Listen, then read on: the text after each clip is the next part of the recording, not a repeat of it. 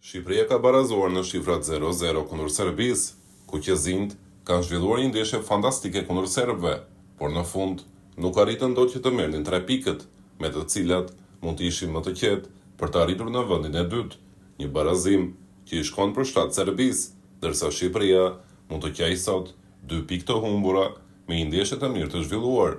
Menjëherë pas takimit, trajneri i Serbisë, Stojković, nuk i ka kursuar lëvdatat për Shqipërinë dhe për tifozët e Shqipërisë, pavarësisht se në mediat serbe është thënë se lojtarëve të Serbisë ju rrezikua jeta në Tiranë, Stojković ka mbajtur të rësisht një linjë tjetër, duke dalë jashtë mënyrës së interpretimit të mediave serbe. Nuk ju pëlqeu loja e Serbisë, atëherë gjeni një trajner të ri, një ndeshje shumë e vështirë, konkurruese. Shqipëria është një ekip cilësor, konkurrues. Ne treguam me formacionin ton se erdhën përfitore.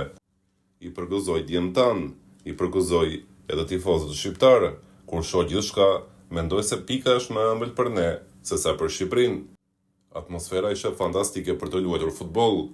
Do të doja të kishim një tifozëri si kjo e Shqipërisë, sa për gjërat e tjera nuk pash asgjë. Sinqerisht, isha i përqendruar vetëm në lojë. Kur u dha ajo penallti, isha sikur më kishin goditur me çekiç, por Mitrović ishte fenomenal sot, tha Stojković.